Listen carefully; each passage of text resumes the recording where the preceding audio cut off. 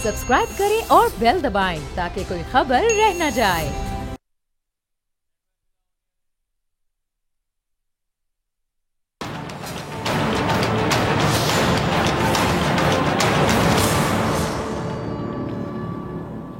अस्सलाम वालेकुम नाज़रीन, प्रोग्राम में खुशामदीद। जो मुल्की सियासी मंजरनामा है हम देख रहे हैं कि उसमें ना सिर्फ तब्दीलियाँ हो रही बल्कि बहुत तेज़ी के साथ अगर मैं कोई तब्दीलियाँ होती दिखाई दे रही तो आप अग्री करेंगे। कुछ अर्सा पहले तहरीक इंसाफ के जो अरकान ने उनकी प्रेस कॉन्फ्रेंसिस में पार्टी और कुछ की सियासत से अलहदगी के जो ऐलानात हैं वो आप सब ने सुने, लेकिन फिर देखा कि जहांगीर तरीन साहब मुतहरिक हुए। एक नई सियासी जमात इस्तेकाम पाकिस्तान पार्टी के नाम से बनाई गई, सियासी उफक पर कह लें कि तुलू हुई ये जमात। फिर प्रेस कॉन्फ्रेंस करने वाले जो बेशतर चेहरे हैं जहांगीर तरीन साहब के साथ जाके खड़े दिखाई दिए। आज जहांगीर तरीन साहब ने पार्टी के जो ओहदेदारान हैं उनके नामों का ऐलान कर दिया और साथ ही जी लंदन में उन्होंने डेरा डाल लिया है, जहां अहम सियासी जो मुलाकातें बताया जा रहा है कि मुतवक्के हैं। लेकिन एक सवाल यहाँ ये पैदा होता है कि पाकिस्तान के फैसले लंदन में क्यों हो रहे हैं? पाकिस्तान के अवाम इन्हीं सियासतदानों को वोट क्यों देंगे? ये जो चेहरे वहाँ आपको नजर आ रहे हैं जिन्हें पहले अवाम बहुत बार आजमा चुकी है, आखिर ऐसा क्या नया होगा इन चेहरों में या इनकी सोच में? अब नए सियासी परचम तले क्या कोई बहुत बड़ी तब्दीली आएगी? तमाम लोगों के जहनों में सवाल गर्दिश करता है। अच्छा, इस इस्तेकाम पाकिस्तान पार्टी से जो नून लीग की मोहब्बत है, अकीदत है, वो भी बहुत ज़्यादा है, इसकी भी कोई ना कोई वजह होगी। और पीपल्स पार्टी को क्या इख्तिलाफात हैं? और पीडीएम में जो एक कह लें कि खिचड़ी बन रही है, तो क्या इससे ये समझा जा सकता है कि अब पीडीएम की फातिहा पढ़ने का वक्त आ गया है? बहुत से सवालात हैं जिनके जवाब तलाश करने की कोशिश करेंगे। मेरे मेहमान मौजूद हैं, सीनियर एनालिस्ट तजियाकार अतर काजमी साहब और उसामा गाजी ने भी हमें ज्वाइन किया, बोल न्यूज़ के सीनियर एंकर पर्सन, और पीपल्स पार्टी से फैसल करीम कुंडी साहब भी हमारे साथ मौजूद है। तमाम मेहमानों का बहुत शुक्रिया। सबसे पहले मैं आपकी तरफ आना चाहूँगी उसामा। अतर काजमी भी हमारे साथ मौजूद है। अतर, मैं आपकी तरफ आना चाहूँगी। अतर, ये जो पाकिस्तान में इस्तेकाम में पाकिस्तान पार्टी बन रही है, एक नई पार्टी बन रही है, ठीक है, सबको राइट होता है नई पार्टी बनाने का, और हर पार्टी का एक नया मंशूर भी होता है जिसकी वजह से अवाम उसकी तरफ अट्रैक्ट होते हैं। कुछ नया होगा, जाहिर बात है, अवाम अट्रैक्ट होंगे, अवाम वोट भी देंगे, लेकिन चेहरे पुराने ही हैं। वो जो पुराने चेहरे हैं वो नए तरीके से ऐसा क्या करेंगे अवाम के लिए? आपको क्या समझ आती है? देखिए, इस वक्त जो पार्टी बनाई गई है, क्या उसका मकसद अवाम के मसाइल हल करना है? वो तो मुझे नहीं लगता। अभी तो अपनी जो शॉर्ट टर्म सियासी मकासद हैं उसको हासिल करने के लिए ये पार्टी बनाई गई है। बाकी जहां तक पार्टी बनाने का ताल्लुक है, देखें, सियासत करनी है, हर किसी को यह हक है कि वो अपनी पार्टी बनाए। लेकिन अगर इस पार्टी को आप देख लें, इसमें किस नजरिए के तहत ये पार्टी बनी है? क्या इनका मंशूर ये है कि जनाब पाकिस्तान की जो ये आबादी का हिस्सा है या ये वाला हिस्सा है या पाकिस्तान की जो माइनॉरिटीज हैं उनके हकूक के लिए हम फाइट करेंगे? ओवरनाइट एक पार्टी बनाई गई, जिस तरीके से बनाई गई, और उसमें फिर उन लोगों को शामिल किया गया जो चंद दिन पहले तक कह रहे थे कि हम तो सियासत से रिटायर्ड हो चुके हैं, हमारा तो सियासत से अब कोई ताल्लुक ही नहीं। अचानक वो लोग इनके साथ इकट्ठे हो गए। तो मुझे नहीं लगता कि इस पार्टी का मकसद अवाम के मसाइल हल करना है। इस पार्टी का मकसद हुक्मरानों के मसाइल हल करना है, और हुक्मरानों का सबसे बड़ा मसला ये है कि जो इस वक्त एक ऐसी जमात है जो अपोजिशन के अंदर है, तहरीक इंसाफ, उसको किस तरह महदूद किया जाए ताकि इनके हक में बेहतर इंतखाबी नताइज निकल सके। ठीक है उसामा, ये सवाल लेके मैं आपके पास आ रही हूँ। आपको क्या उम्मीदें हैं? जाहिर बात है, तमाम जो लोग हैं, अवाम के लिए होते हैं ना सियासतदान, और ये अवामी नुमाइंदगान होते हैं, अवाम के मसले उन्होंने हल करने होते हैं पार्लियामेंट में जाकर। वो मसले फिर किस हद तक हल होते हैं, या वहाँ जिस तरह बहस होती है पार्लियामेंट में, जब वॉकआउट किया जाता है इजलासों से, पाकिस्तान के अवाम के पैसों के इजलास होते हैं, वो एक अलग कहानी है, उस पर हम बाद में डिस्कशन करेंगे। लेकिन आपको कोई उम्मीदें हैं कि पुराने चेहरे एक नई छतरी तले जब जमा होंगे तो ये कुछ डिफरेंट करेंगे, कोई तब्दीली दिखाएंगे, क्या करेंगे? ये आपको क्या लगता है?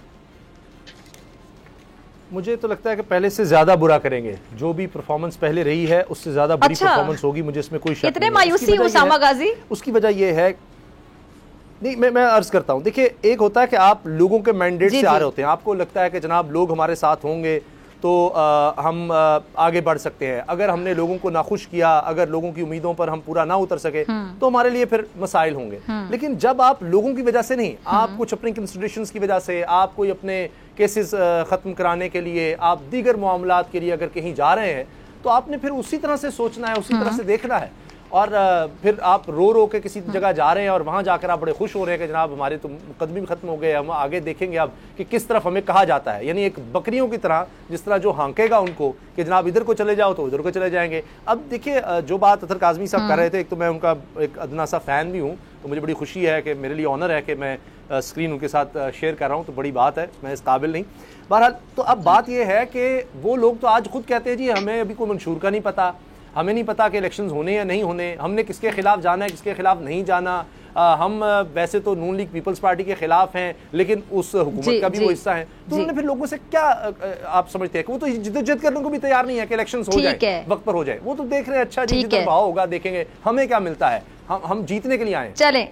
चलें आपकी इजाजत से मैं फैसल करीम कुंडी साहब को भी शामिल गुफ्तगू करती। कुंडी साहब बहुत शुक्रिया वक्त देने के लिए। कुंडी साहब जरा बताइएगा, वफाकी बजट पर वज़ीर आला सिंध के तहफ़्फ़ुज़ात हैं, बाग में पीपल्स पार्टी की जो जीत है उस पर नून लीग के तहफ़्फ़ुज़ात हैं, और ये जो IPP है उस पर नून लीग का एतमाद है, आशीर्वाद है। ये तो तमाम जमातें बड़ी, ये तो बड़ा तनाव का सबब बन रहा है, तमाम चीज़ें फूट पड़ती हुई दिखाई दे रही है। क्या देखते हैं आप आगे? बिस्मिल्लाहिर्रहमानिर्रहीम। देखें, बिल्कुल बजट आया है और इकोनॉमिकल क्राइसिस में एक मैं समझता हूँ कि कोशिश की गई है कि कोई अच्छा सा बजट आए। सिंध के वज़ीर आला की बिल्कुल उन्होंने कल पोस्ट बजट प्रेस कॉन्फ्रेंस की, उसमें उन्होंने जो है इजहार किया अपने खदशात और अपने जो है उनका हक बनता है, वो सूबे की एग्जीक्यूटिव हैं, उनकी डिमांड बड़े भाई से ज्यादा थी, वो उसकी पूरी नहीं हुई, तो डेफिनेटली हक तो बनता है कि अपने एहतजाज करें और शायद उस एहतजाज किसी को कुछ मिले। तो ऐसी कोई बात नहीं। इख्तलाफात मैं नहीं समझता कैसे हैं। इसको कश्मीर का इलेक्शन था, हम एक दूसरे के मुकाबले में लड़े, लोगों के इख्तलाफ हो। देखिए 12-13 जमातों की एक हुकूमत है, इत्तेहादी हुकूमत है, इसमें अब ऐसी चीजें तो आती रहेंगी, इख्तलाफात भी आते रहेंगे, किसी मोड़ पे हमारे फासले बढ़ेंगे, किसी पे कम होंगे, तो ये तो चलता रहेगा सिस्टम। और इंशाल्लाह ताला जो है आगे बढ़े। तो आगे जो मोड़ आ रहे हैं, ये मोड़ कितने खतरनाक होंगे सियासत के लिए? आगे जो मोड़ आ रहे हैं उसमें फासले बढ़ेंगे या बहुत ज्यादा बढ़ेंगे? कम तो होते हुए दिखाई नहीं दे रहे, इसलिए मैं कम की बात ही नहीं कर रही। देखें, मुझे तो नजर मोड़ नहीं आ रहे, आपको मोड़ नजर आ रहे होंगे, लेकिन मुझे तो फिलहाल नजर नहीं आ रहे। लेकिन आगे हमने इलेक्शन में जाना है, अगस्त में पार्लियामेंट का टाइम पूरा हो रहा है, अक्टूबर में हमने इलेक्शन में जाना है। पार्टी लीडरशिप ने डिसाइड करना है कि हमने इलेक्शन इकट्ठे लड़ना है, सीट एडजस्टमेंट करनी है या सोलो फाइट करनी है। हर पार्टी का अपना मंशूर है, अपना एक नजरिया है, उस पर लड़ना है। तो अब देखते हैं कि इसके ऊपर जो है फासले बढ़ते हैं, कम होते हैं, जो भी है जो है वो अब तो पाकिस्तान पीपल्स पार्टी इलेक्शन की तैयारी। अच्छा फैसल साहब, सॉरी मैं आपकी बात काट रही हूँ। आपने कहा हर पार्टी का अपना मंशूर होता है, अपना नजरिया होता है, बिल्कुल आप सही बात कर रहे हैं, टोटली अग्री। लेकिन जब रिजीम चेंज हुआ था, जब एक हुकूमत गई थी, फिर आप लोग इकट्ठे हुए थे, तब आप लोग का नजरिया इकट्ठा हो गया था ना, एक हो गया था, आप लोग एक पेज पर आ गए थे। इस हवाले से हम लोग सवाल उठा लेते हैं अक्सर। नहीं, मैं इस पर एग्री नहीं करता कि हमारा नजरिया, ये हमारा मैनिफेस्टो इकट्ठा हो गया था रिजीम चेंज के बाद। देखिए इलेक्शन फिर भी अपना अपना लड़ा था, हम PDM में भी थे, हम PDM से बाहर भी गए थे, हमने PDM छोड़ भी दिया था, हम इत्तेहादी जमात भी बने थे। लेकिन इसका मतलब नहीं है कि आप इलेक्शन जो है आप अपने मैनिफेस्टो पर रहते हैं और उसके बाद मैनिफेस्टो। लेकिन इत्तेहादी तो है ना आप लोग, इलेक्शन के बाद आपका इत्तेहाद हो भी सकता है, नहीं भी हो सकता। कुछ ऐसी जमातें हमारे साथ आज भी हैं जो 2008 में हमारी इत्तेहादी थी, उसके बाद हमारी इत्तेहादी नहीं रही, PTI की इत्तेहादी थी, आज हमारी इत्तेहादी है। तो ये चीजें जो है डायलॉग्स पॉलिटिक्स में होते रहते हैं, जो है रिकॉन्सिलिएशन की पॉलिटिक्स हम करते हैं। मैंने आपको कहा कि पाकिस्तान पीपल्स पार्टी इलेक्शन की तैयारी में है। 17 तारीख को जो है इस महीने की 17 तारीख को बिलावल भुट्टो सरदारी से हम शुरुआत में कर रहे हैं, हम इलेक्शन कैंपेन में है, लोगों की शमूलियतें भी हो रही हैं। कुछ लोग आपने देखा होगा हमारे साथ पंजाब में, साउथ पंजाब में, खैबर पख्तूनख्वा में शामिल हुए हैं। हमारा फोकस अब टोटली इलेक्शन पे है कि हम इलेक्शन की तरफ हैं। ठीक है, अच्छा आपकी इजाज़त से मैं डॉक्टर फिरदौस आशिक की तरफ जाऊँगी। डॉक्टर साहब बहुत शुक्रिया ज्वाइन करने के लिए। डॉक्टर साहब ये इस्तेकाम पाकिस्तान पार्टी आपने ज्वाइन की है, बड़ा अच्छा मंशूर आप लोग बता रहे हैं कि मुस्तहकम करना है, हालात को बेहतर करना है, बहुत अच्छी बात है, अल्लाह करे हों भी हालात बेहतर। ये जो लंदन में बैठे हुए जहांगीर तरीन साहब, सुना है कि उनकी कुछ सियासी मुलाकातें भी हो रही हैं, सियासी शख्सियात, अहम सियासी शख्सियत के साथ सीट एडजस्टमेंट के हवाले से भी कुछ खबरें गर्दिश कर रही हैं, या फिर ये कह लें कि सियासी इत्तेहाद की बात की जा रही है। इसमें कितनी सदाकत है डॉक्टर साहब? मुझे पहले तो मालूम करता है कि क्योंकि मैं ट्रैवल कर रही हूँ तो आपकी आवाज भी डिस्टॉर्टेड है, मेरी भी तो लेकिन ये है कि आपके स्टूडियो में जो प्रोग्राम का वादा है वो इंशाल्लाह पूरा करेंगे। रही बात जो आज का टॉपिक है कि आप ये चाह रही हैं कि तरीन साहब लंदन में क्या कर रहे हैं, लेकिन तरीन साहब का एक रेगुलर चेकअप है, एक मेडिकल उनका इशू चल रहा है और वो फ्रीक्वेंटली लंदन जाते हैं अपनी ओवरऑल एक असेसमेंट और ट्रीटमेंट के लिए, हेल्थ इश्यूज पे। लेकिन जो वहाँ जो आपका इशारा है कि अगर मौजूद है हमारे दीगर जमातों के रहनुमा, तो उन्होंने उनके साथ कंसल्टेशन का कोई प्रोग्राम में या ऐसा अभी तक नोटिफाइड कोई चीज नहीं। लेकिन उनके ट्रीटमेंट के बाद अगर कोई ऐसी सूरत हाल हुई कि सियासतदान आपस में मिल बैठते हैं, लेकिन अल्टीमेटली जो सीट एडजस्टमेंट या इत्तेहाद बनाने का कोई भी फार्मूला जो है ये कबल सकता है। कोई ऐसी चीज अभी तक अंडर कंसल्टेशन नहीं और ना अभी तक हमारी जमात ने कोई ऐसा फैसला किया है कि किसी भी जमात के साथ हम कोलेशन में जाएं या सीट एडजस्टमेंट में जाएं। लेकिन क्योंकि इलेक्शन के अनाउंस होने के बाद, सियासी मंजरनामे क्लियर होने के बाद, सियासी वक्त पे जो सूरत हाल है वो वाज़ेह होने के बाद अल्टीमेटली सियासी जमातें एक दूसरे के साथ बैठ के अपने अपने सियासी मफादात का तहफ़्फ़ुज़ करती हैं और वो जब वक्त आएगा तो उस वक्त हम इस पूरी स्ट्रेटजी को मीडिया को शेयर करेंगे और पूरा। डॉक्टर साहब सॉरी मैं आपकी बात काट रही हूँ, चाहे आपको ये शायद बुरा लगे, कड़वा सच है, लेकिन सियासी मफादात जब बात करें, सियासतदानों के कुछ सियासी मफादात में आवाम के मफादात बिल्कुल कॉर्नर हो जाते हैं। मैं अक्सर पंजाबी में कहती हूँ आवाम को सबसे पहले खुले लाइन कर दिया जाता है। नहीं, असल बात यह है कि कोई भी सियासतदान जो है वो अपने लिए सियासत नहीं करता, सियासत होती है अवाम के लिए जी, और अल्टीमेटली इसके डिविडेंड अवाम को ही जाते हैं।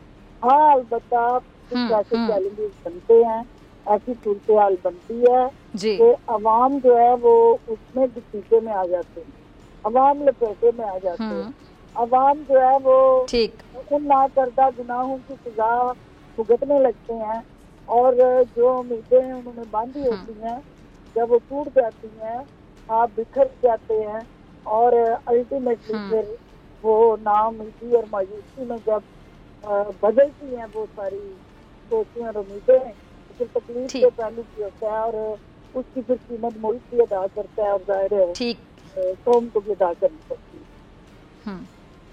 ठीक है, अतर मैं आपकी तरफ आऊंगी। अतर काजमी, ये जो अभी बातें हो रही थी कि जहांगीर तरीन साहब जो बाहर हैं, सियासी शख्सियत से मुलाकातें होंगी और पता नहीं सीट एडजस्टमेंट के हवाले से भी कुछ खबरें गर्दिश कर रही थी, सियासी इत्तेहाद के हवाले से बातें करती, लेकिन डॉक्टर साहब का मौक़िफ़ आपने सुन लिया, वो कह रहे इलाज के लिए गए। वैसे सियासतदानों की ज़िंदगी कितनी मुश्किल नहीं होती, अतर के इलाज के लिए भी जाते हैं तो बड़ी खबरें गर्दिश करना शुरू होती है कि इस मुलाकात के लिए गए हैं, उस चीज़ के लिए गए, लेकिन अगर धुआं होता है तो आग होती है तो धुआं होता है, वैसे तो नहीं होता ना। आपके पास क्या खबर है, ज़रा शेयर कर दें। देखिए, टू बी ऑनेस्ट मेरे पास कोई ऐसी खबर तो नहीं है कि जहांगीर तरीन साहब किसी स्पेसिफिक मुलाकात के अंदर कोई फैसला करेंगे, लेकिन वो एक सियासतदान है, अगर वो किसी सियासतदान से मुलाकात भी करेंगे तो ये उनका राइट है। उन्होंने एक जमात बनाई है, उसमें मुख्तलिफ जमातों से लोगों को इकट्ठा किया है और पाकिस्तान के अंदर भी अगर आप देख लें जो नून लीग की क़यादत है, उन्होंने जमात के हवाले से मुस्बत बात की है। आप ख्वाजा आसिफ साहब के बयान सुन लें, तारड़ साहब के बयान सुन लें, उन्होंने तो यहाँ तक कहा कि वो तारीफ की कि वो जो पीटीआई को छोड़ के गए वो गद्दारों से निकल के मुहब्बे वतन लोगों में आ गए हैं। तो अब वो बाकी जहांगीर तरीन साहब आगे किससे मिलते हैं, उनका क्या है, लेकिन देखिए इशू ये है कि अगले इलेक्शंस के अंदर जो इस्तेहकाम पाकिस्तान पार्टी है उसकी परफॉर्मेंस क्या होगी, उसका एजेंडा क्या होगा, मंशूर पे वो कौन सा पॉइंट होगा जिसके ऊपर वो अवाम को अपने आगे पीछे रैली कर सकेंगे। लेकिन मेन इशू तो ये है ना कि वो कौन सा गैप है, वो कौन सा गैप है जो ये जमात फिल करेगी इस वक्त। क्या वो गैप सिर्फ यहां तक महदूद होगा कि इमरान खान के वोट बैंक को डेंट डालना है, या इससे आगे भी कोई चीज निकलेगी? दीगर सूबों के हवाले से इनका क्या प्लान है? इसलिए कि अभी तक आप देखें तो लग रहा है ऐसे है कि पंजाब सेंट्रिक जमात है, तो अगर आप इस्तेहकाम पाकिस्तान है तो उसमें तो फिर आपको पख्तून है, आपका जो खैबर पख्तूनख्वा है, सिंध है, बलोचिस्तान है, वहां के लिए आपके क्या प्लान्स है? तो ये सारी चीजें, लेकिन ये एक नई जमात है, इसको थोड़ा सा टाइम देना पड़ेगा। और अनफॉर्चुनेटली जिस दौर के अंदर ये जमात बनी है तो इसके किरदार के ऊपर, सॉरी मैं आपकी बात काट रही हूँ, जमात नहीं है लेकिन लोग पुराने हैं, मंझे हुए लोग हैं, और ये बिल्कुल ना भूला जाए यहाँ पे कि जहांगीर तरीन साहब का बहुत बड़ा किरदार था पीटीआई को बनाने में भी। उनका जहाज, उनका तैयारा हम लम्हा बलम्हा आगा करते थे, जिसको तो कोई भी सब जानते हैं कि जहांगीर तरीन साहब का बहुत बड़ा किरदार था पार्टी अपनी बनाने में, पुरानी जो पार्टी थी। जी बिल्कुल। एक तो मैं छोटा सा कमेंट करना चाहूंगा, जो उसामा गाजी साहब ने बड़ेपन का मुजाहरा किया, मेरे वाले से थैंक यू सो मच, आपके thank you for the kind words. दूसरी बात यह है कि देखिए तरीन साहब के ऊपर और अलीम खान साहब के ऊपर 3 साल 4 साल किस किस्म की बातें करते रहे पीडीएम वाले और पीपल्स पार्टी वाले। उनको खुदा न खास्ता एटीएम्स कहते रहे कि जनाब ये एटीएम्स हैं और एटीएम्स की मदद से बड़े बड़े जलसे होते हैं। तो अब तो माशाल्लाह ये इस जमात के अंदर वो दोनों शख्सियात मौजूद हैं, तो हम एक्सपेक्ट कर रहे हैं कि ये जल्दी बड़े बड़े जलसे करेंगे और पता चलेगा कि इनका क्या है। इसलिए कि हमें अभी तक उस तरह इनके कारकुन नजर नहीं आ रहे, और जो जमात की पोजीशन भी है, जो भी लोग तहरीके इंसाफ से छोड़ के गए हैं उनमें से भी कोई भी ऐसा बड़ा नाम नहीं है जो अपने हलकों के अंदर बड़े बड़े जलसे करवा सकें। पर देखते हैं आगे जमात की परफॉर्मेंस क्या होती है। We have to give them time. ठीक है, इस पर उसामा भाई मैं आपका कमेंट लूंगी, लेकिन आपकी इजाजत से पहले मैं कुंडी साहब से जरा कुछ पूछ लूं। कुंडी साहब, हुकूमत जवाब दे, चेयरमैन पीटीआई को क्यों गिरफ्तार नहीं किया जा रहा, ऐसा पूछ रहे थे पीडीएम के सरबराह। पीडीएम हुकूमत से मौलाना साहब ये पूछ रहे हैं, यानी पीडीएम के सरबराह पीडीएम हुकूमत से ये सवाल पूछ रहे हैं, क्या पूछना चाह रहे हैं? मौलाना साहब मासूम हैं, उनकी आजिज़ी इनकसारी पे कोई कॉमेंट कर दें। देखिए, मौलाना साहब ने प्रेस कॉन्फ्रेंस की और उन्होंने मुतालबा किया है, और उसके मुतालबा में समझता के जनरल मुतालबा है, और 9 मई के वाक़यात में जिस तरीके से उनकी चीज़ें आई हैं, मैं समझता हूँ कि बिल्कुल उनको जो है जो भी लॉ है वो सबके लिए बराबर होना चाहिए, क्योंकि हम एक पाकिस्तान की बात करते थे, 2 पाकिस्तान की बात नहीं करते थे। तो एक पाकिस्तान में कानून के लिए बराबर जवाब किससे मांग रहे हैं मौलाना फजलुर रहमान साहब? ये जवाब किससे मांग रहे हैं मौलाना फजलुर रहमान साहब, पीडीएम के सरबराह? फैसल करीम कुंडी साहब, पीडीएम के सरबराह, जवाब किससे मांग रहे हैं? उन्होंने इंटीरियर मिनिस्टर से मुतालबा किया है, जिस तरीके से मतलब है कि जो चीजें हुई, तो रेफर के मौलाना फजलुर रहमान साहब जो है वो मुतालबा करते, तो उन्होंने मुतालबा किया हुकूमत से कि आप जो है अगर 9 मई के वाक़यात में जिस तरीके से ताने बाने मिलते हैं और जो है वो अगर उसमें वो है तो रेफर उसको गिरफ्तार हो जाए, फिर तो उसको जो है उसके साथ तो ये नहीं हो जाए कि आप उसको जो है उसके घर में आप उसको महसूस कर दिया तो आप गिरफ्तार नहीं कर रहे। अगर चीजें हैं तो बिल्कुल उनके खिलाफ। अच्छा कुंडी साहब, एक और चीज़ ये बताइएगा, आपकी पार्टी काफ़ी ज़्यादा मुतहरिक रही है, पंजाब में हम देख रहे हैं कि बहुत ज़्यादा मुतहरिक है पीपल्स पार्टी, बाकी भी पार्टियां, काफ लीग भी बड़ी मुतहरिक दिखाई दे रही है, अब ये इस्तेकाम में पाकिस्तान पार्टी भी आ गई है, फिर नून लीग भी है, बाकी जमातें। आपकी पार्टी किसको समझती है कि आपके लिए चैलेंज है आगे इलेक्शन में, या आपको टफ टाइम कौन सी पार्टी दे सकती है आपके मुताबिक? देखिए, मैं समझता हूँ कि जो जमातें जो पुरानी जमातें हैं और जो जमातें मतलब जैसे पाकिस्तान पीपल्स पार्टी है, PMLN है, PM काफी है, वो मौजूद हैं। अगर पीटीआई को अगर पीटीआई ने अगर वो किया, पीटीआई भी एक जमात है, इसको आप ये नहीं कह सकते या उसको किस किस्म के कैंडिडेट्स मिलते हैं। नई पार्टी बनी है, बिल्कुल हर किसी का जमहूरी हक है नई पार्टी बने, लेकिन उस नई पार्टी में देखें ऐसे लोग थे जो कल कह रहे थे कि हमारे माथे पे गोली मारने वाला मुझे कर दीजिए, हमारी रेड लाइन है, हमारे जो है कुर्बानियाँ देने, हम सुनामी वाले हैं, हम जो है वो कुर्बानी देने वाले हैं, हम जो है वो इनकलाब लेके आ रहे हैं। तो रेड लाइन वाले तो एयरलाइन में बैठ गए हैं, तो अब रेड लाइन से एयरलाइन का सफर हमने देख लिया है, सियासत छोड़ दी, फिर अचानक उनको ख्याल है कि नहीं हमने और पार्टी बनाकर जाना है। तो मैं समझता हूँ कि जितने भी है उनको अपने अपने पॉलिटिक्स है, उनकी अपनी वक्त है। मेरे नजरिए ये है कि एक गैर फितरी इत्तेहाद का गैर फितरी लोग हैं कि जो इस पार्टी में शामिल हुए, क्योंकि इसमें आप देखें पार्टी है कि पीपल्स पार्टी है, मुस्लिम लीग है, बाकी जमातें, उनका जमातों का कहीं ना कहीं तो वोट होगा। जहांगीर तरीन साहब जो जमात पढ़ाई है इस्तेकाम में पाकिस्तान में जो भी है, उस जमात का तो भी वोट पूरे पाकिस्तान में या पंजाब में या साउथ पंजाब में या कहीं पे भी ऐसा नहीं है, कोई कैंडिडेट ये नहीं कह सकता कि मुझे इस जमात से इतने वोट इस हल्के मिल सकते हैं। डॉक्टर साहब हमारे साथ हैं। डॉक्टर फिरदौस साहब, अगर आप मुझे सुन पा रही हैं, आपकी तरफ मैं आ रही हूँ। ये जो जहांगीर तरीन साहब ने ट्वीट के जरिए ऐलान किया है कि किस किस को बड़े कौन कौन से ओहदे दिए गए हैं, जैसे कि शायद फिरदौस साहब हमारे साथ नहीं है, ये सवाल लेकर उसामा गाजी मैं आपकी तरफ आ रही हूँ। जहांगीर तरीन साहब ने ट्वीट के जरिए जो ऐलान कर दिया किसको कौन कौन सा ओहदा दिया, जैसे कि उन्होंने अलीम खान का बताया, ओन चौधरी का बताया, आमिर कियानी का बताया, एक्सपेक्ट किया जा रहा था उसामा गाजी कि कुछ और बड़ी शख्सियात भी इन्हें ज्वाइन करेंगी, उसके बाद इस तरह का कोई ऐलान किया जाएगा। इसका मतलब है कि अब ये समझा जाए कि कुछ बहुत बड़ी शख्सियत अब ज्वाइन नहीं कर रही हैं। और एक और सवाल, फवाद चौधरी के लिए क्या है, फिर क्या समझ आ रहा है? वो आपने उनकी तस्वीर भी देखी होंगी, सर पकड़कर मुंह छुपाकर बैठे हुए थे। वो अभी तक वैसे ही बैठे हैं और अब वो शायद घर में भी उसी तरह ही बैठे हैं क्योंकि उनकी अहलिया जो हैं वो भी ट्वीट करती हैं कि उनका फैसला अपनी जगह है, उन्होंने सोच समझ कर फैसला किया होगा। लेकिन लोग पूछ रहे हैं ना कि हिबा साहब आप उनको समझाएं, जिस तरह से बहुत से लोग कह रहे हैं जी मुनिस इलाही ने अपने वालिद साहब को कहा, परवेज खटक साहब के बच्चों ने उनको समझाया, या दीगर कुछ लोग हैं जिनको उनकी फैमिली ने या शामत कुरैशी को जैन साहब ने या उनकी बेटी ने समझाया कि ना जाएं। तो इस तरह के लोग जाहिर है बातें तो कर रहे हैं। तो वो कह रहे हैं जी वो इंडिपेंडेंट हैं, अपनी उन्होंने प्रोफाइल पर आज भी इमरान खान साहब की तस्वीर लगाई हुई है। तो शायद उनको ये एहसास हो रहा है कि उनसे गलत फैसला करवा लिया गया है, यहाँ वो मिसफिट हैं, लोगों का रिएक्शन उस तरह से आ रहा है। और इतलात तो ये है कि फवाद चौधरी साहब हों, इमरान इस्माइल हों या अली जैदी, इन्होंने कोई भी पार्टी ओहदा, इस्तेकाम पाकिस्तान पार्टी में कोई भी ओहदा लेने से इनकार कर दिया है। तो ये लोग अगरचे इलेक्टेबल्स नहीं हैं मेरी नज़र में उस तरह से, क्योंकि इनका उस तरह वोट बैंक नहीं है। एक मिनट, ओहदा लेने से इनकार किया, ओहदा मिला ही नहीं है, दो अलग बातें हैं। नहीं, खबर तो यही है, जो इतलात है वो ये है कि इन्होंने लेने से इनकार कर दिया कि जी हम नहीं लेते, क्योंकि अब ये लोग आए हैं, जस्टिफाई नहीं होता कि इतने बड़े नाम के जनाब फवाद चौधरी। आप अग्री करते हैं, जल्दी से बता दें, फिर ब्रेक पे जाने हैं, आप सब मेरे साथ मौजूद। अतर आप अग्री करते हो सामा भाई की बात से? नहीं, मैं 100% एग्री करता हूँ। वो देखें, ये सारी दास्तान तो उनके चेहरों पर यहाँ थी, ये किसी को इसमें कोई गैस वर्क करने की तो जरूरत नहीं है। उनको पता है जिस तरीके से वो वहां पे गए हैं और जिस तरीके से वहां पे वो सारी शख्सियात बैठी हुई थी, तो मेरा नहीं ख्याल कि उनकी ख्वाहिश होगी कि वो नहीं। आप एक सवाल आप इग्नोर कर रहे कि गए क्यों थे? जबरदस्ती को ले गया था ना जाते? मैं वो बता देता हूँ कि देखें फिर वो ये ना कि आपकी अदालतें जब उनको जमानत देती थी तो बाहर बंदे खड़े होते थे, 2-2 दर्जन उनको पकड़ने के लिए। फवाद चौधरी साहब की दौड़ें लग जाती थी। अचानक वही फवाद चौधरी साहब जो है वो सिस्टम के लिए खतरा नहीं रहे, पुलिस को भी वो मतलूब नहीं रहे, तो इसलिए वो गए हैं। जिस किस्म का ब्रेक का कहा जा रहा है, सारे मेहमान मेरे साथ मौजूद है, मुलाकातों के बाद।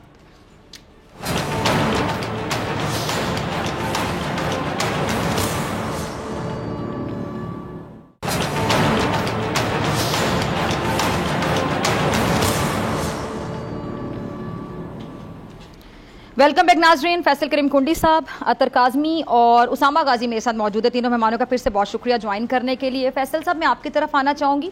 जिस तरह तरीन साहब लंदन गए हैं और पता चल रहा है कि इलाज के लिए गए हैं, लेकिन बहुत सी जो सियासी मुलाकातें हैं, सीट एडजस्टमेंट, इस हवाले से खबरें गर्दिश कर रही हैं। अब वो कितनी सही है कितनी गलत है, खैर वो बता सकते हैं आके। जरदारी साहब भी दुबई चले गए, तो वो भी किसी इलाज के लिए गए हैं या वहाँ कोई मुलाकातें हो रही हैं?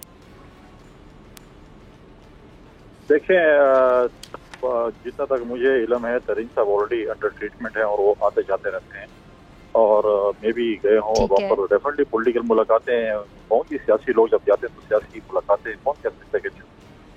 ठीक है, आपका राइट है, गलत भी नहीं है। हम तो खबर चाह रहे हैं ना कि आप बताएं कि क्यों गए हैं। मुझे तो नहीं पता, गालिबन अगर नई जमात का कोई तर्जमान बन चुका है, इंफॉर्मेशन सेक्रेटरी, मुझे उसका भी इल्म नहीं है। अगर वो बन चुका है तो उसकी वो जरदारी साहब के हवाले से पूछना चाह रही हूं। लेकिन जरदारी का ऑपरेशन आंखों का पीछे हुआ है दुबई में, उसके चेकअप के सिलसिले में दोबारा जो उनका जो है वो गए हैं और वो 1-2 दिन में जो है वापस इंशाल्लाह आएंगे पाकिस्तान और अपनी जो एक्टिविटीज है पॉलिटिकल वो दोबारा शुरू करेंगे और इंशाल्लाह ताला जो है वो मतलब है कि बहुत जल्द जो है वो लाहौर में, इस्लामाबाद में जो है वो दोबारा मौजूद होंगे। ठीक है, अल्लाह ताला उनको शिफा दें। अतर मैं आपकी तरफ आ रही हूँ। ये जिस तरह हम देख रहे थे पंजाब में भी सब ने डेरे डाले हैं, मगर पंजाब की जो सियासत है वो बड़ी अहम होती है। एक बड़ा सूबा है पंजाब में, बल्कि जो हुकूमत बनाता है, फिर विफाक में भी आपको पता है। अब ये जो सादा अक्सरियत है, आपको लगता है कि जब इलेक्शन होंगे सादा अक्सरियत से हुकूमत बना सकेगा? इतनी पार्टियां और आपके सामने सब मुतहरिक हैं, इतना टफ कॉम्पिटिशन। जी जी जी, देखिए जहां तक पंजाब में डेरों का ताल्लुक है, आसिफ अली जरदारी साहब वहां पे, लेकिन ग्राउंड पे क्या सिचुएशन है? क्या ग्राउंड पे वही सूरत हाल है जो हम मीडिया पे देख रहे हैं या हम प्रेस कॉन्फ्रेंसेस में देख रहे हैं कि जी पीपल्स पार्टी की क़यादत वहां पे आ गई है, वो लोगों से मिल रहे हैं? क्या आपको ग्राउंड पे अचानक एकदम से कुछ स्वेल नजर आता है कि अवाम कहे कि अब हम पीपल्स पार्टी की तरफ चले गए? दूसरी बात यह है कि जो हुकूमतें होती हैं, सॉरी मैं बात कर रही हूं, वही बात कर दी जिस तरह की डॉलर रेट के हवाले से बात होती है कि बताया क्या जा रहा है, मिल कितने में रहा है। जी बिल्कुल। और दूसरी बात ये ना, देखें कि क्या अवाम के सामने कोई ऐसा मॉडल मुतारिफ करवा दिया है सिंध के अंदर पीपल्स पार्टी के भाइयों ने कि उसको देख के अवाम इतनी मुतासिर होगी कि उनकी ख्वाहिश होगी कि वो जो समरात हैं जो कराची की अवाम खा रहे हैं वो लाहौर के अवाम क्यों मिस कर रहे हैं। उनकी ख्वाहिश होगी कि आसिफ जरदारी साहब यहाँ पे भी आए और लाहौर को भी कराची जैसा बना दें। या उसके बाद अगर आप देख लें ओवरऑल हुकूमत की बात कर लें, एक साल में इनकी कारकर्दगी कैसी रही है जिसके ऊपर लोग इनको वोट देंगे। क्या ये सारे वादे करके ये लोग आए थे जो अभी आपको और मुझे ये वैसे कराची में अब तो मंसूबे जो हैं पूरे हो रहे हैं वैसे अतर काज़मी साहब। नहीं पर बिलावल तो अभी भी टैंक जाना नहीं शुरू हो गई जी। पर मुझे देखिए अवाम का इशू है ही नहीं है, अवाम का कोई मसला नहीं, अवाम जाएं जिधर मर्जी उन्होंने जाना। हमारा इशू है कि हमारी इशराफिया के कितने मसाइल हैं। देखिए ना बिलावल बेचारे अभी भी टैंकर वाला पानी डलवाते हैं, तो जब तक उनके मसले हल नहीं होंगे तो मैं तो मुतमईन नहीं होऊंगा। अवाम तो देखें 75 साल से उनके तो मसाइल चलते रहते हैं, अवाम को कौन पूछता है। तो प्रॉब्लम ये है कि क्या इस हुकूमत ने कोई ऐसी कारकर्दगी, यानी आप कह रहे हैं बिलावल साहब के मसाइल हल होंगे तो बिलावल फिर अवाम के मसाइल हल करेंगे। देखें अभी तो बिलावल आधी दुनिया घूम चुके हैं और इक्तदार में उनका हिस्सा भी है, पर वो यही मानने के लिए तैयार नहीं है पीपल्स पार्टी वाले कि हम हुकूमत में। तो आप यहां से बहस का आगाज करें ना।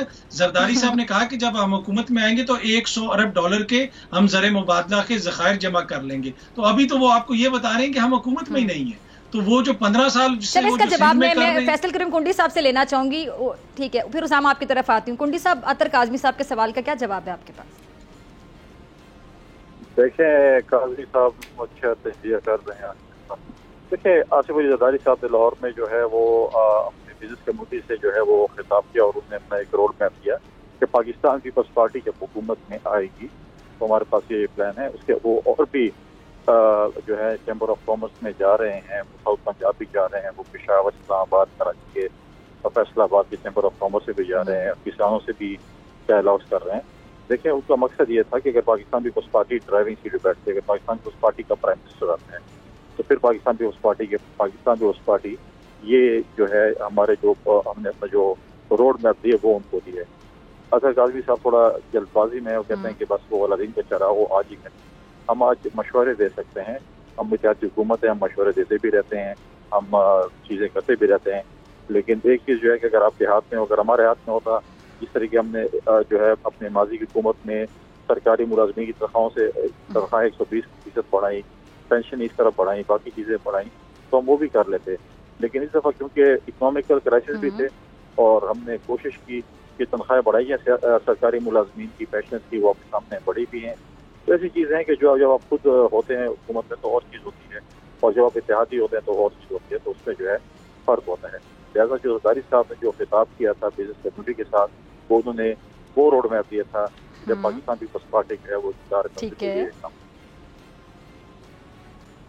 उसामा गाजी, फैसल करीम कुंडी साहब ने एक सवाल उठा दिया, इसका जवाब ज़रा मुझे तो समझाएं।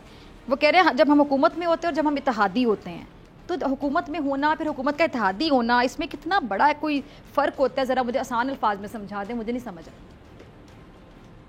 इस वक्त बड़ा मुश्किल है डिफरेंशिएट करना, क्योंकि वजारतें बांटी हुई हैं, लेकिन अब यानी जो हुकूमत में नहीं होता, इत्तेहादी होता है, वो बहुत बेबस होता है, आपको लगता है कुछ भी नहीं कर सकता। जी नहीं, अब ये इस तरह ही होगा कि हम कहें जी बिलावल भुट्टो जरदारी साहब अगर अच्छा परफॉर्म कर रहे हैं तो उसमें नून लीग भी शामिल है, लेकिन अगर कहीं कुछ कमी आ जाती है तो नून लीग कहे जी हम तो डिस्टेंस पर हैं। यहाँ तो हम किससे सवाल करें? जब मरीम नवाज साहबा कहेंगी ये हुकूमत हमारी नहीं है तो जरदारी साहब तो बहुत दूर हैं, क्योंकि वो तो अपने सगे चचा को कहती है ये हुकूमत हमारी नहीं है, हमारी तो तब होगी जब नवाज शरीफ वापस आ जाएंगे। कभी लेवल प्लेइंग फील्ड की बात होती है तो वो कभी भी चीज़ें नहीं मिल पाती जिस तरह का। हाँ जी, जिस तरह इमरान खान साहब तहरीक साहब के चेयरमैन साहब जो हैं वो कहते हैं कि जी वो 2/3 अक्सरियत मिलनी चाहिए। तो हर एक की अपनी अपनी ख्वाहिश होती है कि किस तरह का क्या किसको मिले। तो बहरहाल अब बात यह है कि ये जो कम्बिनेशन इस वक्त है, मैं तो समझता हूँ कि 11 साल हो गए इस कम्बिनेशन को। 10 साल अगर आप देखें 2008 से लेकर 2018 तक, तो कहीं पीपल्स पार्टी विफाक में भी है, सिंध में भी है, और अगर नून लीग विफाक में है तो वो यानी कम्बिनेशन तो वही रहा 18वीं तरमीम के बाद के उस वक्त थोड़े बहुत शिकवे होंगे, लेकिन वो 10 साल भी अगर बिलावल साहब को पानी नहीं मिल सका उनके घर तक, कंटेनर जिनको मंगवाने पड़े थे, तो आज 1 साल में फिर किस तरह से मिल जाएगा। तो हम ये नहीं कह सकते कि जनाब पहले मौका नहीं मिला इन दोनों को इकट्ठे काम करने का, 10 साल इकट्ठे काम करने का मौका मिला पीपल्स पार्टी को भी और नून लीग को भी। तो अगर तब विफाक से नून लीग से वो पानी नहीं मंगवा सके अपने घर, तो 1 साल में कैसे कर लेंगे। तो जब हमारे वजीर खारजा के घर पानी नहीं आ रहा तो बाकी पाकिस्तान के सबसे बड़े शहर का हम क्या रोना रोए यहाँ पर। तो मसला ये है कि ये रूस से तेल आ गया, इस पे जरा कमेंट कर दें, इसका क्रेडिट किसे देंगे, किस चीज का क्रेडिट? रूस से तो तेल आ गया। अच्छा, ये क्रेडिट अब सारे लेते फिरेंगे। मुझे इतना याद है कि बिलावल साहब ने जरूर फरमाया था कि ट्रक की बत्ती है जी, हाँ जी, ट्रक की बत्ती है, ये कोई नहीं आएगा। लेकिन इसमें मैं चंद फैक्ट्स आपके साथ शेयर कर देता हूँ कि ब्लूमबर्ग के जो पाकिस्तान में मैं इस पे कमेंट लूंगी ट्रक की बत्ती वाली बात पे। जी जी जी, उसामा बात कंप्लीट करें। तो हाँ जी, तो उन्होंने ये कहा है कि एक तो डॉलर में पेमेंट की गई है और ये एक तरह का ही एग्रीमेंट था, अब नया एग्रीमेंट करना होगा। ये सिर्फ टेस्ट के बेसिस पे था, अब नया एग्रीमेंट होगा, उसके बाद फिर होगा कि जनाब कोई इतनी बड़ी तादाद में कोई तेल आए जिससे कोई खास फर्क पड़ सके। अभी तो ये है कि सिर्फ ये टेस्टिंग के लिए आया है और इसमें डॉलर्स में पेमेंट की गई है। मैं कोट कर रहा हूँ, ब्लूमबर्ग के जो रेजिडेंट एडिटर है उन्होंने ये बात की है। और अब जब कोई ऑयल की शिपमेंट का होगा तो वो नया एग्रीमेंट करना होगा, और पहले भी मेरा ख्याल है कम से कम 1.5, 2, 3 महीने लगे इसमें, तब तक तो पता नहीं हुकूमत रहेगी या नहीं। ठीक है, इसी पर मैं आपका कमेंट चाहूंगी कुंडी साहब। देखिए, बिल्कुल रूस से तेल आया और मेरे भाई ने बात की कि कोई चीज अच्छी होती है तो करते हैं, जो बुरी होती है वो नहीं करते हैं। नहीं, ये इत्तेहादी हुकूमत है, हम हुकूमत को ऑन करते हैं। जो अच्छे काम भी होंगे उसको भी ऑन करेंगे, जो खुदा न खास्ता मुश्किल वो भी होंगे उसको भी ऑन करेंगे। इसमें कोई दो राय नहीं है कि हम इसको ऑन नहीं करते। कलेक्टिव जो है, लेकिन मुश्किलों के साथ कहेंगे हम इत्तेहादी हुकूमत में आएंगे तो देखेंगे। नहीं, वो दूसरी बात है। देखें आप उसको मैं अभी वही तो दूसरी बात है, उसमें अपने अवाम को नहीं मैं आपको उसी तशरीह करना चाहता हूँ। देखिए, मैंने कहा है कि इस वक्त शहबाज शरीफ साहब वज़ीर आज़म हैं, ठीक है। वज़ीर आज़म के पास वीटो पावर, उसके पास इख्तियारात और होते हैं और उनकी काबीना के मेंबरान के इख्तियारात और होते हैं, मशवरे भी होते हैं, माने भी जाते हैं, कहीं पे नहीं माने जाते। मैंने वो बात की है। हम 2008 से 13 तक हम हुकूमत में थे, हमारे वज़ीर आज़म थे, और जो है कुछ अर्से के हमारे साथ जो है वो हमारे PMLN के हमारे जो है वो हुकूमत में थे, फिर हुकूमत छोड़ गए थे, ऐसी चीजें थी। अगर कराची के लोग और कराची पे जो है या सिंध में कोई मसला है तो कराची के लोग पाकिस्तान पीपल्स पार्टी पे एतमाद नहीं करते। आज पाकिस्तान पीपल्स पार्टी का मेयर बनने जा रहा है। आज हैदराबाद में बिला मुकाबला पाकिस्तान पीपल्स पार्टी का मेयर बन चुका है। लिहाजा ये फैसला आवाम ने करना है। अच्छा, कराची में पीपल्स पार्टी का मेयर बनेगा ना, जियाला मेयर बनेगा, आप पूरा एतमाद है कुंडी साहब, आप पूरा एतमाद है? वो आवाम की अदालत में करना है, बॉक्स से करना है कि कौन किसको वोट देता है।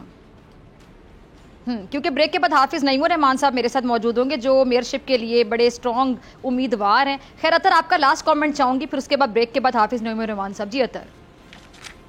देखें, ऑब्वियसली इत्तेहादी हुकूमत है, हर किसी का अपना अपना मंशूर है। यही तो एक अलमिया है कि कैसे हो गया कि ज़ियाउल हक के वारिस और भुट्टो के जानशीन वो सारे इकट्ठे हो गए एक ही जमात के अंदर, एक ही हुकूमत के अंदर। आपको पता नहीं चल रहा कि किसका मंशूर चल रहा है। तो क्या ये कोई नजरियाती इत्तेहाद है या फिर सिर्फ एक जमात का मुकाबला करने के लिए ये सब लोग इकट्ठे हो गए? देखें, इस वक्त पाकिस्तान के अंदर लेफ्ट की पॉलिटिक्स तो खत्म ही हो गई है।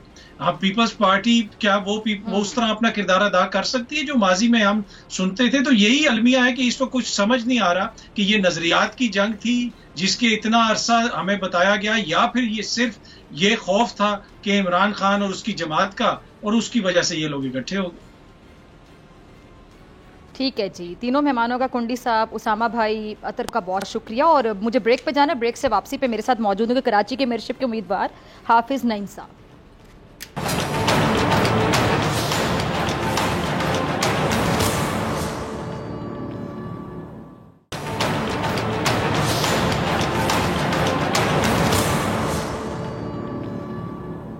वेलकम बैक नाजरीन। मुल्क के सबसे बड़े शहर कराची के मेयर के इंतखाब का जो मरला है वो दुश्वार से दुश्वार तर होता चला जा रहा है। पहले बल्दियाती इलेक्शन ने आप देख रहे हैं कि नाको चने चबा दिया, और अब मेयर का जो इंतखाब है ये किस जमात से होगा, इस आप देख लें कि उजड़े गुलशन को कौन संवारेगा। ये अहम सवाल है कि जो आए वो इसको बेहतर करे। अब इसका जवाब मेरे ख्याल से ज़्यादा दूर नहीं है, 15 जून तक सामने आ ही जाएगा। अच्छा, अगर नंबर गेम की बात की जाए मेयर के इंतखाब के लिए जो 184 वोट दरकार होते हैं, 184, पीपल्स पार्टी के पास 155 यानी 155 और जमात इस्लामी के पास 130 और पीटीआई के पास 62 नुमाइंदे, 62 नुमाइंदे हैं, जबकि जमात इस्लामी और पीटीआई के वोट मिलाकर अगर देखा जाए तो 192 192 बनते हैं और पीटीआई के 42 वोट निकाल दिए जाएं तो वोटों की तादाद 150 150 रह जाती है। जबकि नंबर गेम में मुस्लिम लीग नून और दीगर के जो 18 वोट हैं, जो पीपल्स पार्टी की इस गिनती को आप देख लें तो 173 173 तक लेकर जा सकते हैं। लेकिन पीटीआई के यूटर्न की जो सरगर्म खबरें हैं उनकी है वो पलटती दिखाई दे रही है। अब जो मेयर कराची के इंतखाबी अमल का हिस्सा ना बनने के ऐलान के बाद नंबर गेम क्या होगा, इस पर बात करने के लिए मेरे साथ मौजूद हैं कराची के मेयरशिप के जमात इस्लामी से हाफिज़ नईमुर रहमान साहब। बहुत शुक्रिया हाफिज़ साहब ज्वाइन करने के लिए, वक्त देने के लिए। हाफिज़ साहब, फिर सीधा सा सवाल कि 15 जून को आप मेयर कराची मुंतखब हो रहे हैं या फिर नतीजा बदल सकता है? नहीं, इंशाअल्लाह ताला। और उसकी वजह यह है कि नंबर्स में आपने खुद बता ही दिया कि हमारे 192 या 193 हैं, एक पेंडिंग है, हो सकता है कि उसको भी इजाज़त मिल जाए सिंध हाई कोर्ट की तरफ से। चलें 192 भी लगा लें तो पीपल्स पार्टी 155 और सब मिला के 173 हैं। और पीटीआई के जो लोग भी हैं वो डिफेक्शन क्लॉज का जो मामला है उसके मुताबिक वो प्रोड्यूस किए जाएंगे। जो लोग जेलों में हैं तो उन्हें वोट डालना पड़ेगा जमात इस्लामी को, वरना उनका वोट भी काउंट नहीं होगा और वो डी सीट भी होंगे। इसी तरह से जो लोग ये कह रहे हैं, अव्वल तो मैं आपको इस बात की जो है वो तरदीद भी करूं कि आज एक तरह की खबर चली कि जनाब 40 लोगों ने जो हमारे साथ हैं और वो नहीं आएंगे। ऐसा कुछ भी नहीं है। ये चंद लोग थे जो वहाँ बैठे हुए थे, उसके अलावा वो किसी को दिखा भी नहीं सके और इन चंद लोगों ने ये ऐलान किया है। उन चंद लोगों में भी वो लोग शामिल हैं जो लापता हैं पिछले दिनों से। अब ये जो लापता हैं, यानी किसी को अगर अपनी राय देनी होती है तो वो लापता होकर थोड़ी देता है, कोई इनको मार थोड़ी रहा है, आए और सामने आकर दें। इसका मतलब यह है कि ये तो बहुत ज़बरदस्त या तो जबर में है या ख़रीद व फ़रोख्त का सिलसिला है। तो इसलिए हर दो सूरतों में क़वानीन की खिलाफ वर्जी हो रही है, जमहूरियत की खिलाफ वर्जी हो रही है और बदकिस्मती से पीपल्स पार्टी ये काम कर रही है। देखें फ़िज़ा, मसला ये है कि जब से ये इलेक्शन हुआ है ना, पहले तो इलेक्शन करा नहीं रहे थे, बड़ी मुश्किल से इलेक्शन कराया तो हल्काबंदियाँ गलत थी। उन्होंने 3 लाख वोट पीपल्स पार्टी के, 5 लाख से ज़्यादा हमारे थे। फिर उसके बाद इन्होंने नतीजे तब्दील किए, इस तरह सीटें बढ़ाई, फिर भी पूरा नहीं पड़ा इनको।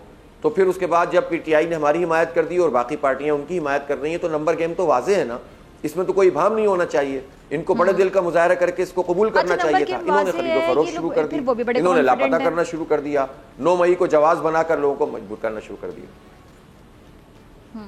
नहीं, देखिए, कॉन्फिडेंस तो बड़ी ताकत का है ना, हुकूमत का है, पुलिस का है और माल का है जो हमारे पैसे। हाँ, मैं इसलिए कह रहा हूँ फिजा, उनका एतमाद वो समझ रहे हैं कि पैसों से लोगों को खरीद सकते हैं, हुकूमत उनके पास है। 15 साल से आपको पता है कितनी करप्शन और लूटमार हुई है।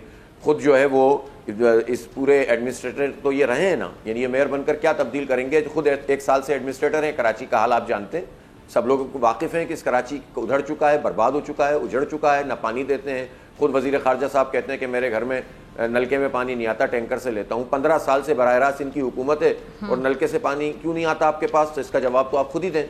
तो जो कुछ भी तालीम का हाल, सेहत का हाल, रोजगार का हाल, कॉलेजों का हाल, यूनिवर्सिटियों का हाल, स्कूलों का हाल, जाकर तो देखें इस शहर और पूरे सूबे के साथ इन्होंने किया क्या है। तो फिर उसकी बुनियाद पर आप पूरी ताकत हुकूमत की इस्तेमाल करें, पुलिस को इस्तेमाल करें, दौलत को इस्तेमाल करें। तो फिर आप जो चाहें कह दें, आप मुझे भी उठाकर ले जाएं और कह दें कि हम जीत गए, तो फिर हम क्या कर सकते हैं। लेकिन अगर जमहूरियत है, अगर इलेक्शन है, इलेक्शन का कोई कानून है, कोई रूल है, तो उसके मुताबिक तो जमात इस्लामी को अब जीतना चाहिए ना। अब तो इनको एक्सेप्ट करना चाहिए था मैंडेट। लेकिन देखें फिजा, इनकी आदत नहीं बदली, 50 साल गुजर गए। इन्होंने सन 70 का इलेक्शन हुआ और मैंडेट तस्लीम नहीं किया अवामी लीग का, वो डबल सीटें जीते हुए थे और इन्होंने कहा कि हम मैंडेट तस्लीम नहीं करते। इन्होंने मुल्क तोड़ दिया, मैंडेट तस्लीम नहीं किया। इन्होंने 77 में मैंडेट तस्लीम नहीं किया, तहरीक चली, मार्शल लॉ लग गया। ये सेनेट में लोगों की खरीदो फरोख्त करते हैं, ये इसमें बहुत ही ज्यादा मशाक हैं, बहुत ज्यादा इनके पास ये सलाहियत मौजूद है, इसलिए कॉन्फिडेंट होते हैं। लेकिन पहली मरतबा इनका वास्ता जमात इस्लामी से पड़ा है। इंशाअल्लाह ताला उनको उस दिन भी पता चलेगा। कल भी हमारी कोर्ट में एक हियरिंग मौजूद है जिसमें हमने जो इन्होंने अच्छा मैंडेट के कब्जे के बारे से मुर्तजा वहाब साहब ने आपको काउंसिल में आकर वो जो चैलेंज लेके आकर अक्सरियत साबित करने का मशवरा दे रहे हैं वो आपको मुर्तजा वहाब साहब, इस पे जरा कमेंट कर दीजिएगा, क्या इरादा है आपका?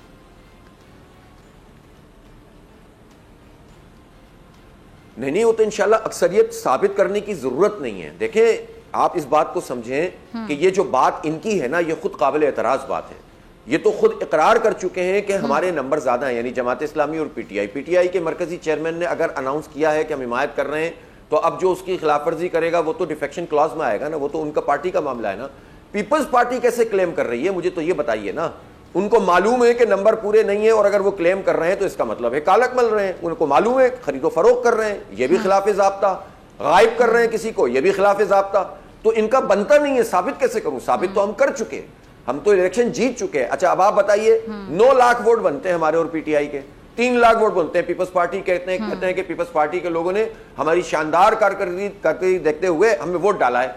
तो शानदार कारकर्दगी पर जो इनको वोट पड़ा है वो 3 लाख, इनके खिलाफ 2 पार्टियों का वोट 9 लाख है। जमात इस्लामी का ही वोट 5 लाख से ज्यादा है। वार्ड हमने ज्यादा जीते हुए हैं, सीटें हमने ज्यादा जीती हुई हैं, आरओ के जरिए नतीजे तब्दील किए। अभी भी कल सुप्रीम कोर्ट में हमारा एक केस लगा, आज फाइल हो गया है, जो 6 यूसीज का मसला जब से चल रहा है 2 महीने से, 4 महीने हो गए बल्कि, और हम मुसलसल उस पर फाइट कर रहे हैं। स्ट्रॉन्ग ग्राउंड हमारे पास मौजूद है। इंशाल्लाह हमारे हक में फैसला आएगा तो का फर्क पड़ जाएगा। सिर्फ 6 का नहीं पड़ेगा, 2 खवातीन और 3 लेबर, यूथ और माइनॉरिटी की भी मिलेंगी। इसके नतीजे में नंबर बदल जाएंगे, और हम इस्तदा करेंगे सुप्रीम कोर्ट से, जब तक ये सेटल नहीं होता आप मेयर का इलेक्शन रोकें। हम इनको छोड़ने वाले नहीं हैं, ये मैं आपको बता रहा हूं। अगर इन्होंने जालसाजी से, कब्जे से, जबरदस्ती करके कोई नतीजा हासिल करने की कोशिश की, अदालत भी जाएंगे, सड़कों पे भी आएंगे, पुरअमन तरीके से जो कर सकते हैं करेंगे। जाली मैंडेट कबूल नहीं करेंगे, कब्जा कबूल नहीं करेंगे, वडेरा शाही, ये वडेरा माइंडसेट से निकले। मुर्तजा साहब कहते हैं हमें अगर हमारा मेयर नहीं बनेगा तो पैसे नहीं मिलेंगे, ऑन एयर कहते हैं, कोई पूछता नहीं है उनसे। आप होते कौन है कि पैसा रोकें आप इसलिए कि आपका मेयर नहीं बनेगा? गोया दूसरी पार्टी का मेयर बनेगा तो आप नाउजुबिल्लाह खुदा है कि पैसे नहीं देंगे। ये तो आप आइन की खिलाफ वर्जी कर रहे हैं, आइन के आर्टिकल 140 के खिलाफ बात कर रहे हैं। इसलिए इनको रोकना चाहिए, इनसे पूछना चाहिए कि जब अक्सरियत साबित हो चुकी है तो उसके बाद आप कौन से रियाजी, कौन से अलजबरा और कौन सी साइंस के जरिए से ये नतीजा तब्दील करेंगे सिवाय जालसाजी। जी, अगर आप मेयर नहीं बनते हैं फिर आप क्या करेंगे? क्या करेंगे? एहतजाज करेंगे? जी, क्या करेंगे? देखें, मेरी बहन, मेरे लिए ये कोई मसला नहीं है कि मेयर बनता हूं कि नहीं बनता। ये कराची का मसला है। कराची के लोगों ने जमात इस्लामी पर एतमाद किया है। कराची के लोगों ने पीपल्स पार्टी को बात नहीं मानूंगा, वो बात अब मैं जानना चाह रही कि अगर आप नहीं बनते तो आपका क्या फिर रिएक्शन होगा, क्या करेंगे आप? रिस्पॉन्स? जी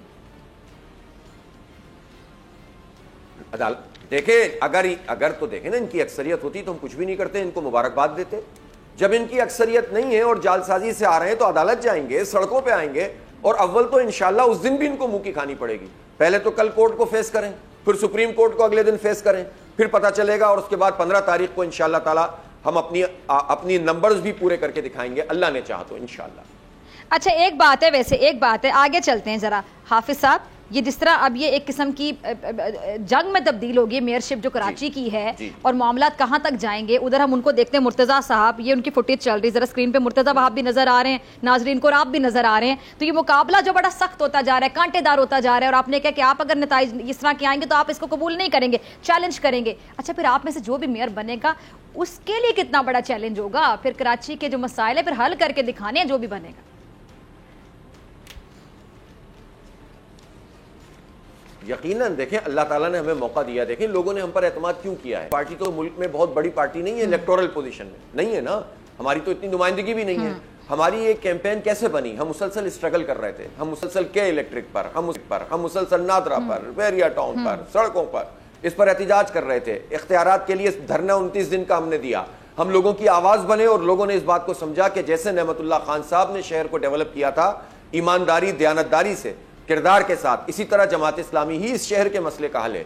इस बुनियाद पे हमें लोगों ने वोट दिया है, तो इंशाअल्लाह ताला जमात इस्लामी इसकी सलाहियत रखती है कि ये डिलीवर हम करेंगे। हम अपने इख्तियार से ज्यादा काम करेंगे, और इंशाअल्लाह बाकी इख्तियार आवाम के साथ मिलकर छीन लेंगे इन लोगों से। इनका वडेरा शाही निजाम अब नहीं चलेगा, इनको सही तरीके से मैंडेट कबूल करना पड़ेगा, वरना इनको हालात को फेस करने के लिए तैयार होना चाहिए। ठीक। वैसे हाफिज नईमुर रहमान साहब और तूफान एक साथ आ रहे हैं कराची में, इस पे भी जरा कमेंट कर दें लास्ट।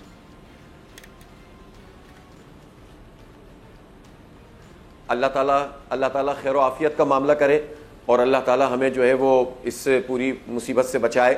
लेकिन एक सवाल अपनी जगह मौजूद है कि हमारी एनडीए में और हमारी पीडीए में किसी भी डिजास्टर को और किसी भी परेशानी को हैंडल करने की सलाहियत नहीं रखती। इसका बजट मौजूद होता है। अब 75 साल का पाकिस्तान हो गया है और 15 साल देखें ना, फिर वही सवाल आ गया। पीपल्स पार्टी की सिंध में 15 साल से हुकूमत है। मुझे बताएं पीडीएमए ने इक़दाम किए हैं, पहले से इन्होंने क्या माहौल बनाया है इंटीरियर सिंध में, जिन साहिली इलाकों में या होना है वहां पर क्या इक़दाम हैं। तो बस अल्लाह ही बचाने वाला है, अल्लाह ताला बचा ले, इंशाल्लाह बचाएगा। वरना इन लोगों के हाल पे रहे तो पता नहीं क्या। इन्होंने तो पूरे सिंध को डुबो दिया था। सिंधी माजिर करते रहते हैं और सिंधियों का सबसे ज्यादा इस्तेहसाल करते हैं। इन्होंने तो लेफ्ट बैंक जो आउटफॉल है और राइट बैंक आउटफॉल है, उसके जो ड्रेन है उसके पैसे जो 25-26 अरब रुपए हैं वर्ल्ड बैंक के, वो भी खा गए ये लोग। तो इन्होंने तो अपने सिंधियों को, अपने हारियों को ही डुबो दिया और उसकी खिदमत भी हमने ही जाकर की। कैंप हमने ही लगाया, अभी भी अल्हम्दुलिल्लाह हम कर रहे हैं। हम तो इस पे यकीन ही नहीं। मुझे दिया आपसे मुलाकात होगी इंशाल्लाह कल सेम टाइम सेम चैनल। अगर जिंदगी ने वफा की, दुआ में याद रखिएगा, अपना बहुत ख्याल रखिएगा। अल्लाह ने के बाद।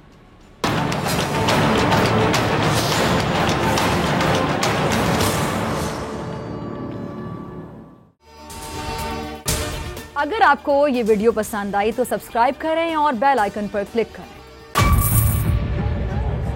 बजट 2023-24 की सबसे बड़ी ट्रांसमिशन बोल एक मर्तबा फिर सबसे आगे। वजीर खजाना की बजट तकरीर की सबसे बड़ी कवरेज 62% अवाम ने देखा बोल की स्क्रीन पर। Welcome back to the budget transmission. सबसे बड़े पैनलिस्ट और रिपोर्टर्स की बड़ी टीम ने बजट के लम्हे लम्हे की अपडेट से किया बाखबर अपनी आवाम को। मैं यूं कह रहा हूं कि एक तरफ ये ख्वाहिश है कि लोगों को रिलीफ दी जाए, क्योंकि इलेक्शन सर पर है, तो कोई ऐसा बजट दे जो पॉपुलिस्ट हो। क्योंकि बोल रखता है खबर के हर पहलू पर नजर। बोल है सबसे आगे, सबसे पहले। सब्सक्राइब करें और बेल दबाएं ताकि कोई खबर रह न जाए।